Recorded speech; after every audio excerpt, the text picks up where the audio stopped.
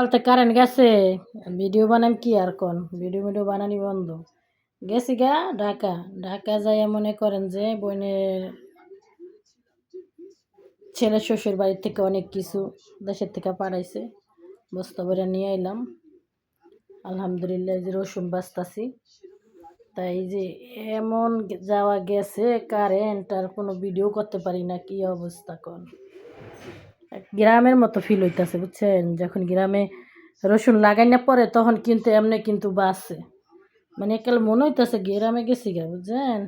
বাপ মা নাই গ্রামে যাই না বেশি একটা বুঝছেন গ্রামে ট্রামে বেশি যাই না এসে কথা